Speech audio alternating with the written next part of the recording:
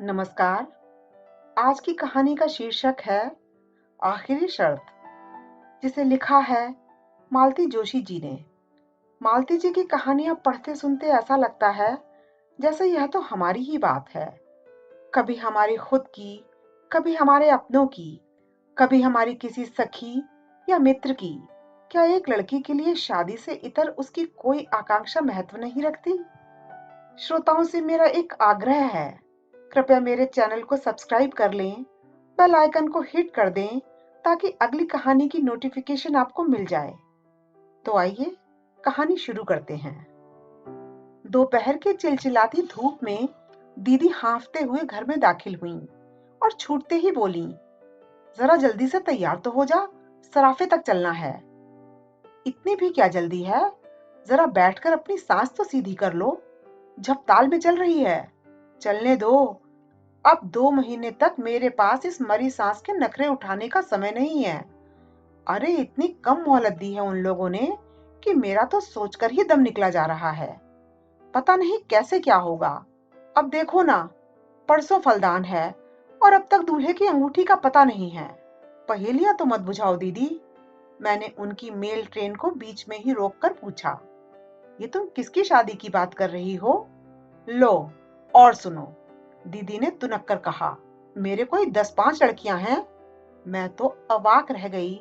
बड़ी देर बाद मेरी आवाज फूटी। दीदी, क्या सचमुच तुम मधु की शादी कर रही हो?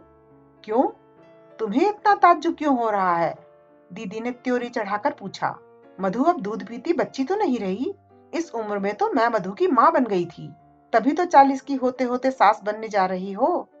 खैर, तुम अपनी बात रहने दो। तुम मधु की तरह स्कॉलर नहीं थी, तुम्हारे सामने कोई करियर नहीं था। लेकिन जरा अपनी बेटी के बारे में तो सोचो। उसकी प्रीलिम की परीक्षा सिर पर है।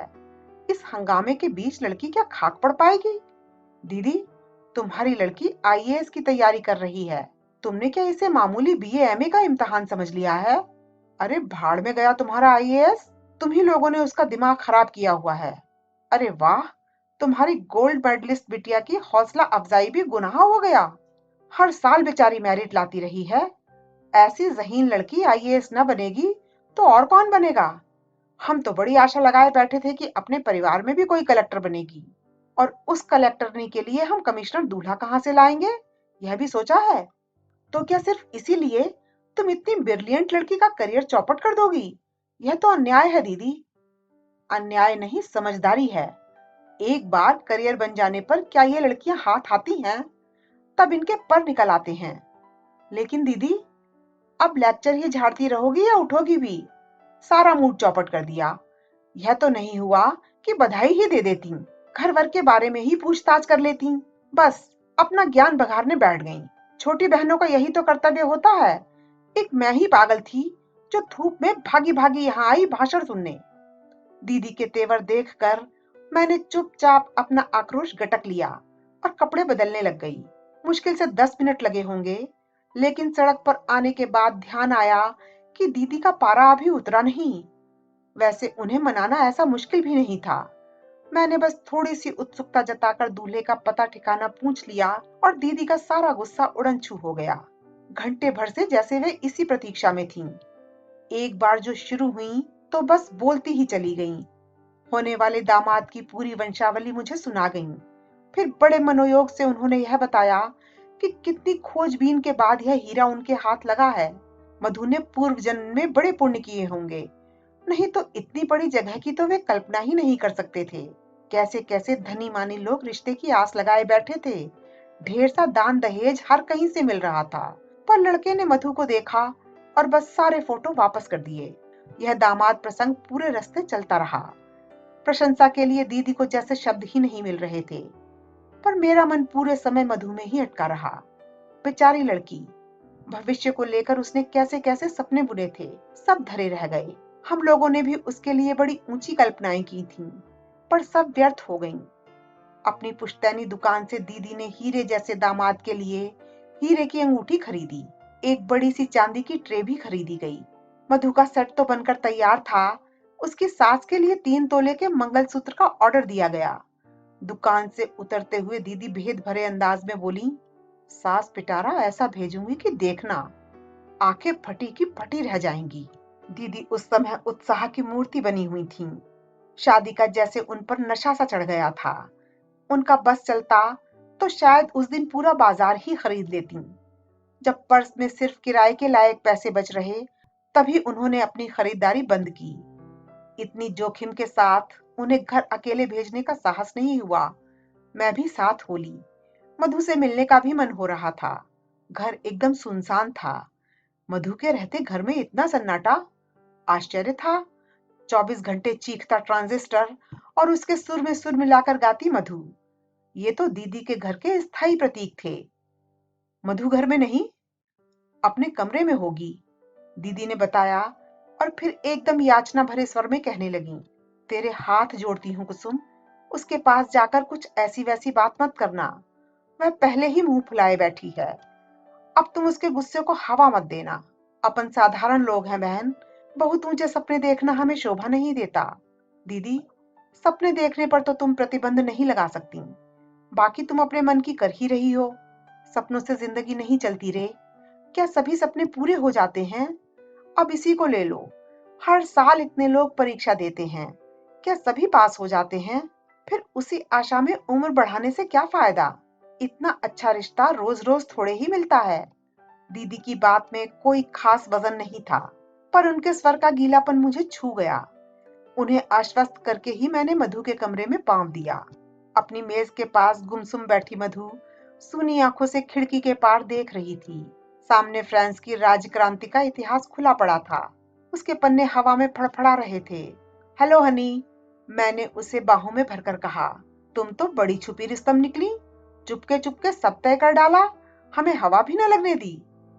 उत्तर में मधु ने 2 बूंद आंसू टपका दिए। बस, धत पगली, ऐसे रोते हैं कहीं? मैंने उसे पुचकारते हुए कहा, पर मन न जाने कैसा हो आया। दीदी, मधु तो रो रही है, मैंने दीदी के पास बैठते हुए कहा। शादी की बात सुनकर सभी लड़कियां रोती हैं। दीदी ने निर्लिप्त भाव से मुझे चाय का कप पकड़ा दिया। तुम भी रोई थी, हम भी रोए थे। तुम क्यों रोई थी याद है दीदी? कॉलेज जाने का तुम्हारा अरमान मन में रह गया था। अम्मा बाबूजी ने कहा था कि तुम्हें बीए करा देंगे तो हम लड़का कहाँ से लाएंगे। आज वही अन्याय तुम अपनी बिटिया के साथ कर रही हो। पीढ़ियां बदल गईं, पर हमारी मान्यताएं वही की वही हैं। हम उन्हें अम्मा बाबूजी कहते थे, बच्चे हमें मम्मी पापा कहते हैं। बस इतना ही फर्क आया है, बाकी सब तो वैसा का वैसा ही है। वैसा का वैसा कहाँ है? मेरी लड़की डबल एमए है। मैंने जो सहा है उसका 10वां हिस्सा भी मैंने उसके हिस्से में नहीं आने दिया। और फिर जैसे अतीत में खोते हुए बोली, उस समय मैं क्यों रोई थी जानती हो? सगाई के बाद मेरा गाना बजाना छुड़वा दिया गया था। मेरी सास इसके लिए खास हिदायत कर गई थी। जब तक वह जीती रही, मुझे कभी गुनगुनाने भी न दिया। अब तो खैर मेरी आवाज ही मर गई है। इसीलिए मैंने मधु को कभी नहीं टोका। उसकी दादी गालियां निकालती रही, पापा तो हमेशा ही बरसते रहे, पर मैं हमेशा उसका बचाव करती रही। मेरा गला घोंट दिया, कोई बात नहीं, पर लड़की पर यह अन्याय नहीं होने दूंगी। मैंने तो मधु की सास से साफ साफ कह दिया है। मैं पिछली पीढ़ी की थी, इसीलिए मन मारकर जी भी गई। मेरी लड़की से यह ना हो सकेगा। मैं दीदी का तमतमाया चेहरा देखती रह गई। वक्त ने उनके घाव भर दिए हैं, पर टीस अब भी बाकी थी। प्रसंग छिड़ते ही उनकी वह पीड़ा सतह पर आ गई थी। मुझे चुप देखकर ममता भरे स्वर में बोली, तुझे मधु की पढ़ाई की चिंता है ना? देख, भाग्य में विद्या होगी तो पढ़ ही लेगी। वैसे वे लोग बड़े समझदार हैं। अब रहने भी दो दीदी। शादी के बाद पढ़ना क्या होता है मुझसे पूछो। सारा घर जैसे आप पर पहरा देता है, एहसान जताता है, और अगर बदकिस्मती से कहीं फेल हो गए तो बस सारी जिंदगी ताने सुनते ही बीतती है। दीदी के घर से लौटते हुए मन बेहद उदास था। उनकी मौन व्यथा का एकाएक साक्षात्कार हो जाने से मैं चौंक गई थी। अनजाने ही मेरे अपने भी कुछ घाव हरे हो गए थे, और इन सब से ऊपर था मधु का आंसू भीगा चेहरा, जो किसी तरह आंखों से हटता ही न था। सच, अगर हमें अपने बच्चों के पंख कुतरने ही होते हैं, तो पहले हम उन्हें आकांक्षाओं का आकाश देते ही क्यों हैं? घर में प्रवेश करते हुए डर रही थी कि सबके मुंह फूले मिलेंगे। पड़ोस से चाबी लेकर घर खोलना न बच्चों को अच्छा लगता है न उनके पापा को। सबके स्वागत में मेरा दरवाजे पर मिलना जैसे जरूरी है। लेकिन घर में मौसम खुशगवार था। वातावरण से प्रसन्नता की महक आ रही थी। चलते समय दीदी ने जबरदस्ती एक मिठाई का पैकेट थमा दिया था। मिठाई और मधु की शादी की खुशखबरी एक साथ पाकर जनता और भी खुश हो गई। आश्चर्य तो तब हुआ जब श्रीमान जी भी मेरे सामने काजू की बर्फी का डिब्बा खोलकर खड़े हो गए। लो श्रीमती जी, तुम भी हमारी ओर से मुंह मीठा करो। तुम्हारी बिटिया भी झंडे गाड़ कर आई है। अच्छा, मैंने खुशी से डगमगाते हुए पूछा, क्या हुआ? Oh mummy, I am so happy today. मेरी षोडशी कन्या मेरे गले से झूल गई। अरे पहले मुझे बताओ तो कुछ। तुम्हारी बिटिया को मद्रास कला केंद्र की स्कॉलरशिप मिली है। किस लिए? भरतनाट्यम के, क्या कहते हैं उसे? हाँ, गहन प्रशिक्षण के लिए, एक्सटेंसिव स्टडी इन भरतनाट्यम। अब हमारी लाडो 3 साल तक मद्रास में रहकर बड़े बड़े महारथियों से प्रशिक्षण प्राप्त करेगी। ओ मम्मा, आई एम सो हैप्पी। शीतल फिर एक बार मुझसे झूलने को थी कि मैंने उसे सख्ती से अलग किया और उसी सख्त लहजे में उसके पिता से पूछा, 3 साल तक मद्रास में रहेगी और इसकी पढ़ाई का क्या होगा? अरे भाई, पढ़ने के लिए ही तो जा रही है। बताया ना कि गहन प्रशिक्षण के लिए जा रही है। अरे वाह, यह कोई पढ़ाई है? अच्छा भला तो नाच लेती है, अब और प्रशिक्षण लेकर क्या करेगी? बीए एमए करके ही कोई क्या कर लेता है। जरा इस बात पर तो गौर करो कि 810 लोगों ने फॉर्म भरे थे, उनमें से केवल 10 को चुना गया है और उन 10 भाग्यशाली लोगों में तुम्हारी बिटिया भी एक है। कब भरे गए थे फॉर्म? किससे पूछकर भरे गए थे?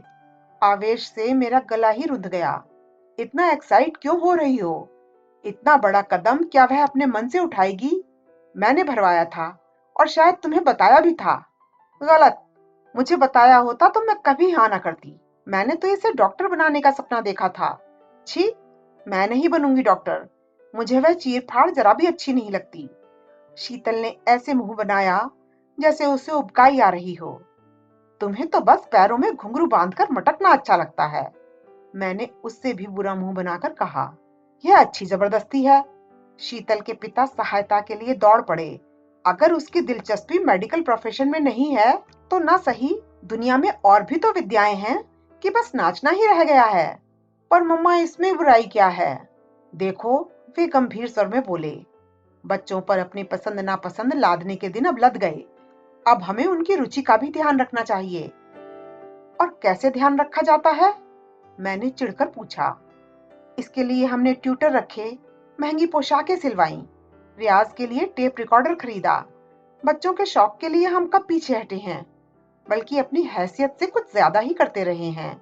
पर इसका मतलब यह थोड़ी है कि सब कुछ छोड़कर उसी में जुट जाओ। रुपया भी फूको और साल भी बिगाड़ो। देखो, शौक अपनी जगह है, करियर अपनी जगह। डांस सिर्फ शीतल का शौक या हॉबी नहीं है कुसुम, वह इसे अपना करियर बनाना चाहती है। वाह, क्या बात है। कल को उसकी शादी भी करनी है या नहीं? यह शादी की बात बीच में कहां से ले आई? क्यों, कुछ गलत कहा मैंने? कल को लड़के वाले पूछेंगे तो अपने पास कुछ जवाब होना चाहिए कि नहीं? कि यही कह देंगे कि साहब लड़की पढ़ी लिखी है, बस नाचना जानती है। वह क्या कहते हैं, गहन प्रशिक्षण प्राप्त है। बहुत अच्छा लगेगा ना यह कहते हुए? कम से कम मुझे तो बुरा नहीं लगेगा।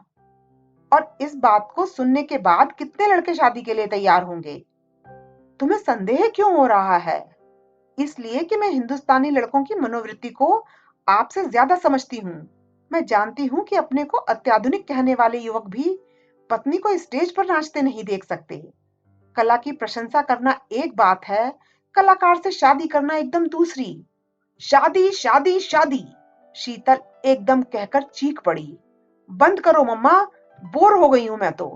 क्या लड़की के करियर की यही एक आखिरी शर्त है? शादी? ओ गॉड!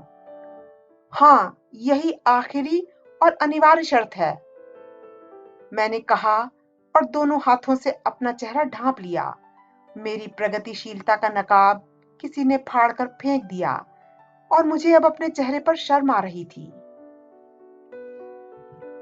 अभी आप सुन रहे थे मालती जोशी की लिखी कहानी मेरी यानी अर्चना की जुबानी। आपको ये कहानी कैसी लगी, कृपया कमेंट करके बताएं। वीडियो को लाइक करें, शेयर करें। अगर पसंद नहीं आई तो डिसलाइक कर दें और मुझे बताएं कि मेरे प्रयास में क्या कमी रह गई। अगली कौन सी कहानी आप सुनना चाहते हैं, कमेंट करके यह भी बताएं। आपसे फिर मुलाकात होगी किसी नई कहानी के साथ। तब तक के लिए धन्यवाद।